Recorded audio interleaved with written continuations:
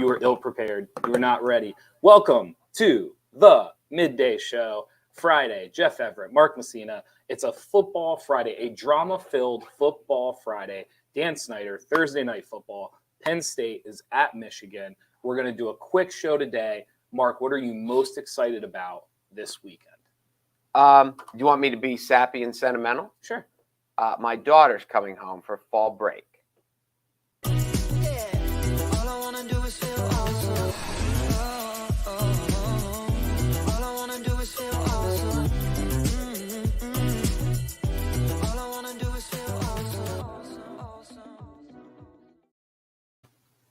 Dan Snyder blew the top off of the league. A lot of drama. Did you get to read some of the quotes? I did read a lot of Jerry Jones snapped back. What was like your favorite? Did you have a favorite quote? Was there something that you were kind of like, ooh, like? Well, one of the guys. It's funny because all the owners speak on, no one's speaking on the record. Sure. Whether you were a former Redskin executive, whether you're current Whoops, I just said Redskins. Whatever. Who are they now? They're not the Guardians. The Commanders. Yes. I always want to call them the Guardians now because. And that brings me to another point I'll come back to. Whether it's someone in the Washington organization, someone who used to be in the Washington organization, one of the other owners, they're saying all these things, but no one's saying who's saying it. Correct. So there's all this. One of my favorite quotes, Snyder said, all the owners hate each other. Yes. It's like it was more colorful than that. He said it's like gladiators? No, he said it's like mafia. The mafia. Yes. That's what he said. Well, one of the other owners was quoted as saying, no, we don't all hate each other. We all hate Dans. That was the one thing he said. And the fact they called him Dan, because the whole world calls him Daniel Snyder. Yes. And the fact that he called him Dan, I think, was a little bit. And what was one of the other? Oh, a guy just said he's acting like a dog that's been backed into a corner. Yes. And he's going to growl and bite and snap, and that's what he's going to do. So I was thinking, and it's funny that I had the Freudian slip there. I still call the Chargers the San Diego Chargers all the time. Yeah. Like it's, what if Daniel Snyder just woke up today and said, screw all of you. We're going back to the Redskins. I don't think the NFL would allow it. Do you think the NFL would allow it? I don't think the NFL would. But it would be interesting if he did. Yeah. And he just he told all the people, hey, this is what we're calling him, and this is what we're calling him, and he referred to everything. They plastered it at, I don't know. Right. It would be interesting. It would be. I still think they should have stayed with the football. I thought the Washington football team was the dumbest thing ever when they first did it. And then it grew on by the end of the year, I was like, they're actually onto something, and I thought they were going to keep it. And then obviously they switched. So the Dan Snyder thing, sports team ownership has always fascinated me. Because you have these rich people that are essentially playing fantasy. Like, it's the richest people in the world. Their difference is, like, you and I play fantasy football. They're playing, like, real fantasy football. Like, they're actually doing this stuff and they're moving around. So think of, like, your fantasy league. Like, think of the fantasy league that you're in or that your husband's in or your boyfriend's in, whoever it may be. Think about the trash talk that goes on. Think about, like, the bragging. Think about the things that are said. Think about how people try to manipulate people, right? Like, the things that people will hold over their head to maybe get you to trade them that pick or get that running back, all that things. I think people assume because it's the NFL, that stuff, that pettiness isn't there. And I just completely disagree. I think this is all of it coming to light because you realize, like, oh, this is just 30 grown men that have enough money to make fantasy football real life. That I really believe. Well, that. I think there's a level. That's a good point. You take 30 of anybody. Mm-hmm. It's hard to find a team with 30. Like a baseball team is close. Football usually has more. Basketball is less. But you get in a locker room, mm-hmm. and like every locker room you were in, how many in college basketball? 15 guys on the roster? Usually a little more than 15, but yes. Okay, so if someone came in and you over in the corner and you're like, pick the biggest jerk in this locker room, you would have multiple to choose from. You'd be like, sure, he's an idiot. And you may get along and he may be like, but in general, if my sister ever came home with him, I would shoot her. Like, so you put these rich, I don't say arrogant, because they're probably not all arrogant, mm-hmm. but they probably don't get told no very much. And whatever they want, they get it. And so you put all these 30 guys in a room, of course they don't all get along. No chance. When you take away from the fact that my team's trying to beat your team, You just put 30 guys. If it was a Christmas party, they all wouldn't get along. No, not at all. Well, So this is the other part of it too. And again, because most sports team owners are older, right? They're older. There is I don't want to say like there certainly isn't a tranquility to their personality, but like you see them sitting up in the booth. Most of them are kind of stoic, right? Like very few owners are like a Cuban-esque where like they're down on the floor and they're clapping, and most of them are kind of stoic, older, all those things. So you don't attach attributes to them that you would to like athletes. But the thing that you forget is these are highly successful people. Like the idea that when one of these people's teams gets knocked out of the playoffs and they go, shucks, right, back to the drawing board right. next year. Good job, Dan. Like that just can't be the case. Like these have to be some of the most competitive people. They just so happen to own a professional sports team. So the idea that when they get in rooms and that there's no rivalries, that they just it's all chummy and it can't possibly be true. No, I'm with you. And the other thing, as you mentioned, it's a good point. Snyder was very young when he took over the Reds. He's 59 now. Right. And he's been the owner for a long time. Yes. I think, wasn't Jerry Jones 43 when he bought the Cowboys? That I don't know. Because Jerry Jones has owned the Cowboys since the early 90s. Mm-hmm. So Jerry Jones fired Tom Landry. Yeah. So there's also that no matter what room you're in, if you have a bunch of successful 70, even if it's like coaching, right. If you have a bunch of successful 65 and 70-year-olds, and here comes this young, brash guy who's full of energy. Yeah. The old guys are always like, oh, he thinks he knows, but he doesn't know. So I can imagine that the owners didn't like Snyder from the beginning. I do want to mention this before we get off the topic. ESPN wrote, Jerry Jones recently told Confidence that he might not be able to protect Snyder any longer. Snyder has also badmouthed Jones, telling an owner recently he's only out to get in your pockets. You can't trust him. A senior executive close to the owner said, Snyder's already lost Jerry, the source added. Well, supposedly, I didn't know this until when we were talking about this yesterday, that Jerry Jones was one of the few guys who defended Snyder. Mm-hmm. And Jerry has a lot of power because Jerry's been doing it a long time. Sure. He has won a couple Super Bowls, even though it was a long time ago. Yep. And he owns the Dallas Cowboys, which has more cachet than owning, say, like the Minnesota Vikings. Yes. So if you have Jerry, but then if he's coming after Jerry and now he has nobody in his corner, then it would be interesting to see if the NFL comes in and says you have to sell the team. We've seen it in other sports. Yes. They made Donald Sterling sell the Clippers. Just recently, Robert Starver for the Phoenix Suns. Trying to sell the team. So it's not unheard of. Mm-hmm. But Donald Sterling was in his 80s, wasn't he? Yeah. Well, this is the first time that an owner, because I agree with you, now today more than ever, I think would it be easier to get a owner to sell the team. Like 20 years ago, the idea that you were going to force an owner to sell wasn't even on the radar. Now it kind of happens every couple of years or so.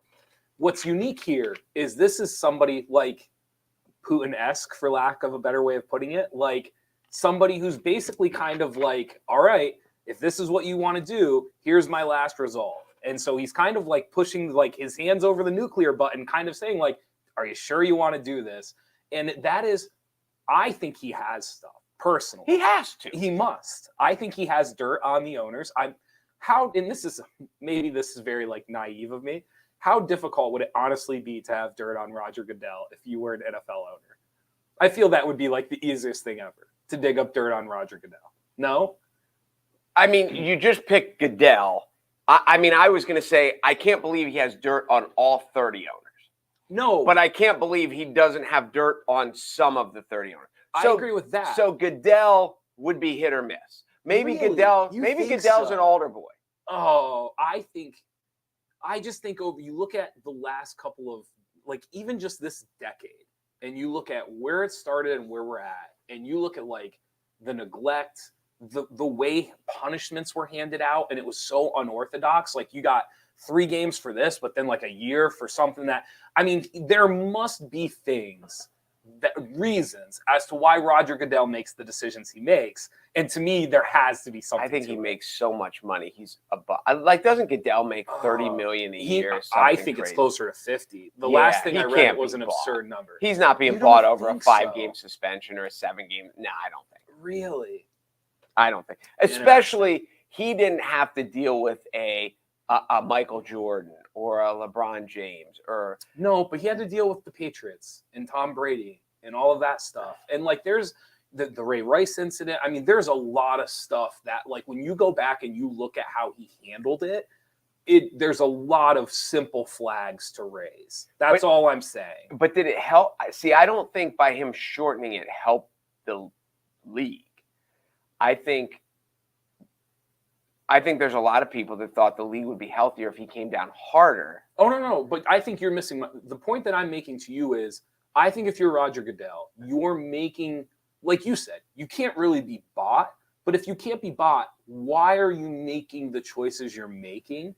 And I think everybody in a position of power, there's a reason you're doing things. Yeah, there is. But you don't think everywhere in life you look at people and you're like, why did you do that?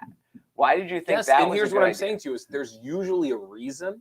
And so what I'm saying is like, do I think Dan Snyder may know those reasons? I do. Like it would not shock me at all if Dan Snyder actually knew the reasons Roger Goodell was doing the things he did. That part would not surprise me. Now, how damning they are they like, would there be illegal ramifications? I don't know. But I would imagine that Dan Snyder probably would know why he did the things he did. Let's jump. See, I think before we leave it, I think the Cowboys and the Eagles and the Giants are hoping he doesn't have to sell the team because he's proven that they're a train wreck. And they're like, no, we've got this softy in our division. Well, that's the whole Let's keep him. I was reading something yesterday about how Jerry Jones, like if you're Jerry Jones, of course you defended Dan Snyder. Right. You're only playing 75% of the division and everyone else is playing 100. Right. So it's I mean, there's a whole bunch of things there. Thursday Night Football, why is this so bad? What is happening? Do you think the NFL literally took Amazon's money and laughed on their way to the bank going like, we just gave them, like, what is happening? Well, no, last week, like Russell Wilson, the Broncos were good last year. This is what my son said to me when my son's, big fantasy football. He's 16 now. Yes. And because when I first said, I can't believe Denver gave him that much money. Okay. And he said, Dad, Denver won 9 games with Drew Lock. Don't you think Russell Wilson makes him a division contender? And when he said it that way, and I said, well, sure. Like nobody thinks Russell. You would think Russell Wilson and the next 10 guys that walk into the grocery store could go score points in the NFL. No, I get so it. We're shocked at that. Last night you kind of. Justin Fields is a big new name. I know there used to be a rule, and I assume it still is, that every team has to do a primetime game. But you can say that about every team.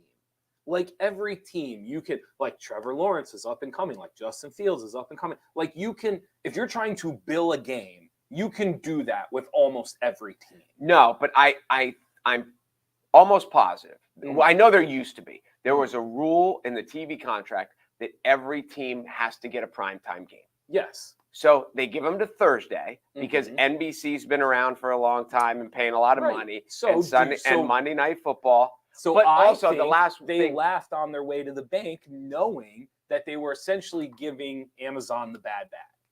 Like they knew, but Amazon was so willing to get in the game, it was like, how much do you need? No, but they've had good ones. Like the Steelers were on a Thursday night already. They're awful. But they're the Steelers. And they've never been awful. But like, this is the problem. This is the problem with the NFL, though. Like, you can say that about almost every team. If we had a list of the NFL teams and we were like, is this a billable? You'd be like, oh, yeah, they have this guy. And you'd be like, oh, they're the Steelers. And they'd be like this. And like, they're the Cowboys. And it's like, that's the problem, though, is like, I feel like most people are looking at the Thursday schedule and they're like, well, but when you actually sit down and look at it, you're like, oh, wait a second. Like, they kind of gave Amazon. Well, this is the way I would look at it. This is the way I would look at it. That if they have to have every team in primetime.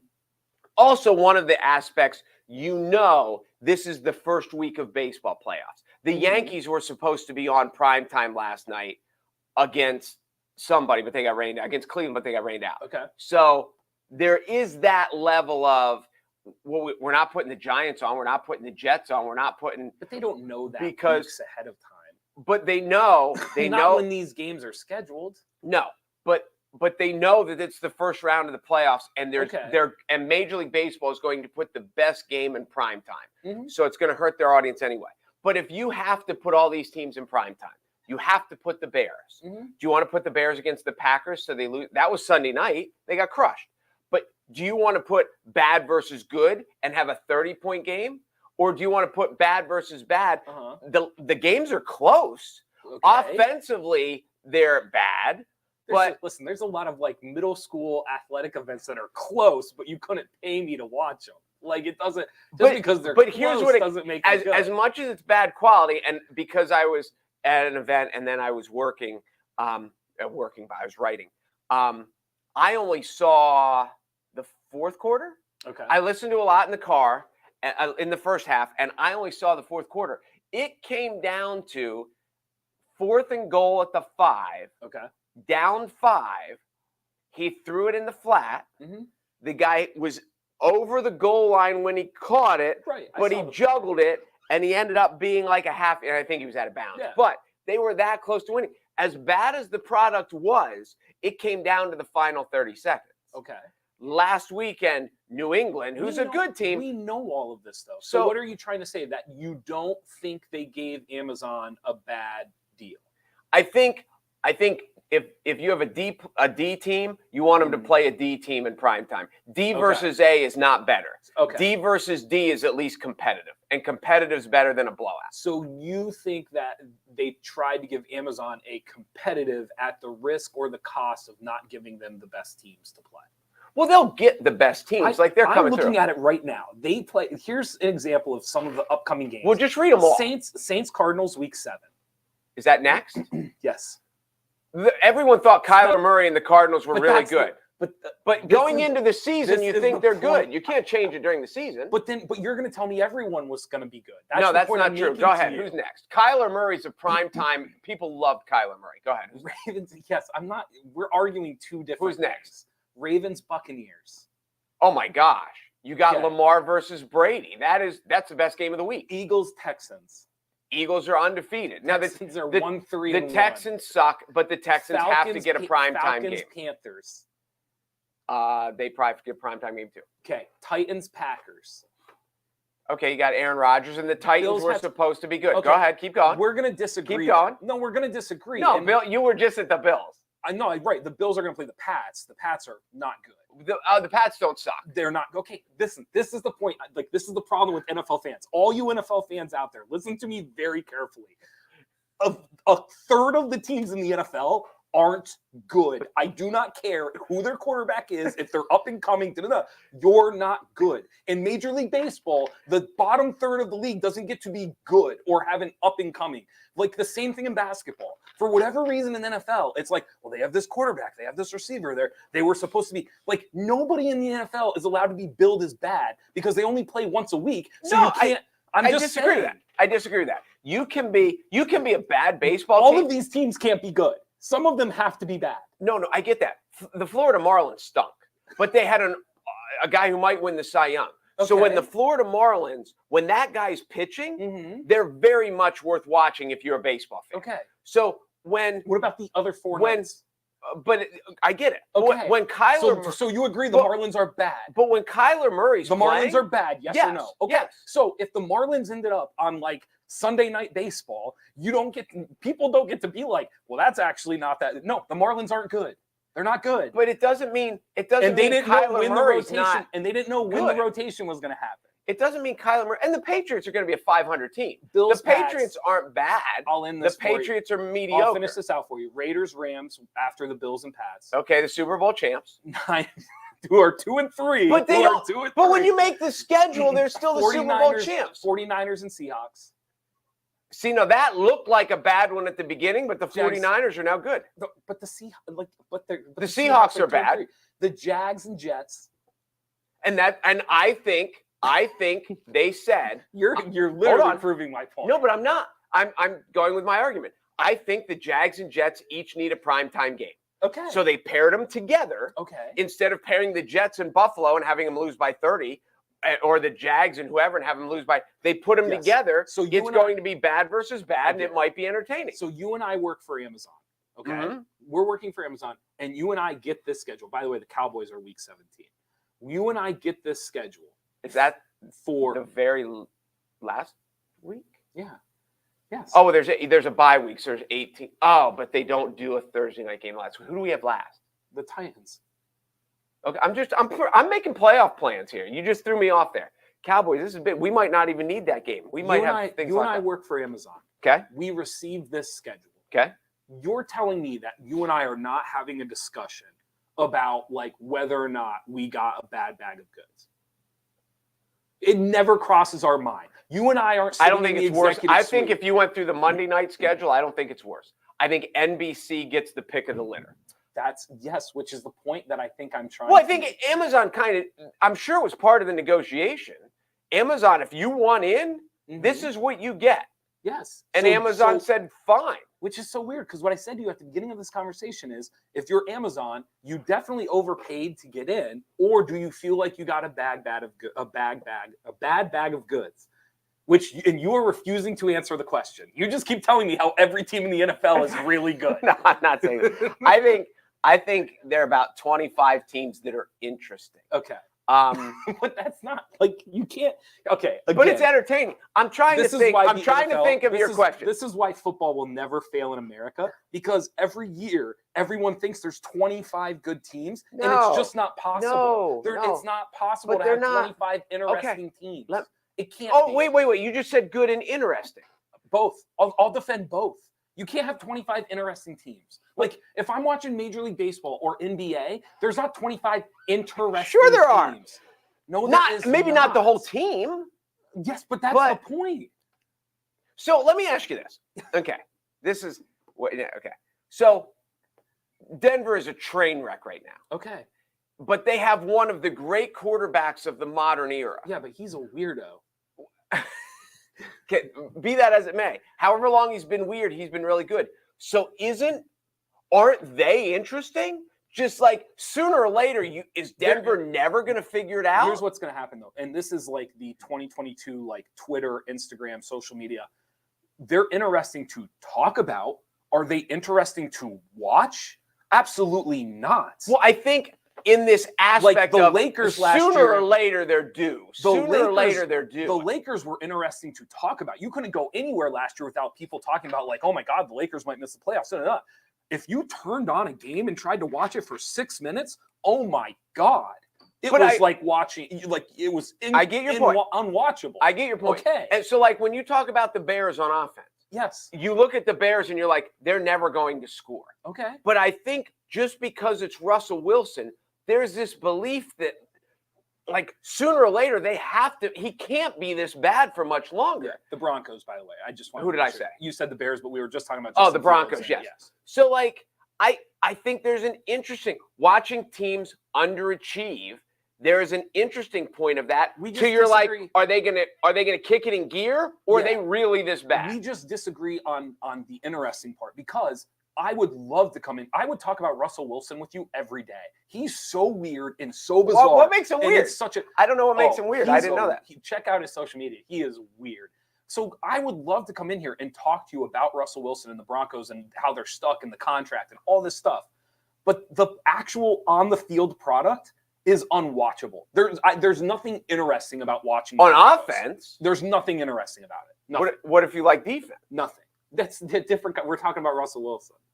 No, okay, but yes. Okay. But see, here would be my thing. This is the other thing, too. I'm sure all of Americans sit down and they go, boy, I cannot wait to watch. This is why they put the defensive tackle and the corner from the other team on the bill of the, on the Amazon cover. That's because everyone sits down to watch this great defensive match. But it's like, if there's a baseball guy that's struggling, it doesn't make him uninteresting to watch. Giancarlo Stanton has had a really bad year this year, but in the postseason, there's a Yeah, but now you're in the twinkling of, yes. is he going to turn it on? But now you're is in he the going to get postseason, hot? and you're talking about stuff like we're in week 6 of the NFL, and you're trying to tell me there's 25 interesting teams to watch. And what I'm saying to you is that is literally impossible. I think there's 25 or more interesting teams to talk about.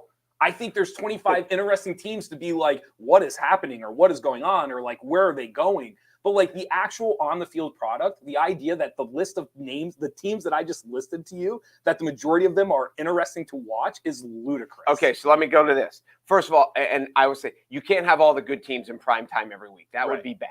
Right. And it would also be unfair because it's harder for travel and life to play prime time. Right. But the other aspect is if you're the league and you're sitting here and the schedule comes out, and I assume it comes out of a computer for the most part, and they look at it and they're week 6. Right. And they're like, we got Washington, the Bears. This could be bad. Mm-hmm. If we put it on Sunday at 1, you walk into a Buffalo Wild Wings in Williamsport, it won't even be on. Yeah. They have 40 TVs. Yes. They won't even put this game on because it's so bad. You know why? Because it's unwatchable. Because it's so bad. Because it's not interesting. But if you put it on Thursday night, sure, people might will watch it. Sure. So you and I, this is the crazy part. You're like, I think you kind of agree with me. Because you just said they put the least interesting game on Thursday night. Why? Because people might now find it interesting. It is the only game to watch and talk about. But I think this is the thing, too. They've only been, if the final score was 41-38, people wouldn't be saying, oh, these games are terrible, even though they obviously can't tackle or cover. Yes. When the score is 12-7 or 12-9, people are saying, oh, these games are terrible because they can't score. One side of the ball is inept and one side of the ball is dominant or whatever. Is that what you think was happening? You think the defense was really, really good? I think it was more inept, but I think the defense made some plays. But hold on. We have to go. And I'm not going to say anything else about it. You got the final word on it. Penn State, win or lose, yes or no? Penn State, Michigan score. I think they'll play tough. What is the line? I don't know what the line is. I have not looked. I don't think Michigan is Ohio State. Okay. I think Michigan, what are they, 4? Yes. I think. Give a score. I would say Penn State's going to lose by 4-ish, 20, maybe like 27-23, something like that. Joel Klatt picked Penn State, which Klatt is kind of like the guy right now for college football. He went Penn State, which surprised me. It would not shock me. I think with 5 minutes to go in the game, this is a game. Here's your minute of uninterruptedness if you would like it. You can turn it down if you don't. Oh no. Tonight I did a story. It's on our. I was in Mount Carmel last night for a preview game. It's Mount Carmel, Southern Columbia, and it is just what high school football is all about. And Mount Carmel has more wins than any team in state history. I don't know if everyone knows that. Southern Columbia obviously has more wins in state championships this century than anybody in the world, and they've won 14 in a row in this rivalry. And Mount Carmel thinks they're and Southern's coach said we are the underdog tonight. Yep. They've had some bad injuries, and so when we talk about good games and bad, this is the kickoff, at least for our region, District 4. That is a great game to then lead into Penn State, Michigan tomorrow, and to lead into Cowboys, Eagles Sunday night. Whether you love the Cowboys, hate the Cowboys, love the Eagles, whatever the case may be, it is a fun local weekend for football. And it's just we have a lucky matchup weekend this weekend. I totally agree with you. Really, really. And it's fun. And we're in that chill time of year. Like it's not, there's something wrong with football when it's 85 degrees. The leaves are out of this world. If you go about 30 miles north of here, so if you go to like the Tiogas, the Potters, the Bradfords right now, out of this world. Yeah. So if you're not a football fan and you want to stare at leaves, or you can stare at leaves before you watch on the way to the game, on the way back. Yeah, leaves are out of this world. We're like Cummings getting there. I feel like it's not quite there. Yeah, not here yet. You go 30 miles north, it is like another planet. It's really, really neat to see right now. One of the better like foliage years in a while. Really, really good. And it's something you don't appreciate when you live here every year. No. You have to. There are people that have come back, or people who have left, and or people who've moved here, and said, wow, it's just not like people just assume there's mountains everywhere and it's pretty everywhere, and it's just not. Right. No, So we are a little spoiled in that aspect. Thank you guys for watching the Midday Show. Be sure to go to NorthcentralPa.com for all of your local news. And thank you to Weis Markets for being the title sponsor. Grocery rewards, gas rewards. Make sure you get your Thanksgiving rewards. Earn enough points. You could even get a turkey for Thanksgiving. Go to weismarkets.com for any of those offers. Sign up. I'm Jeff Everett. He's Mark Messina.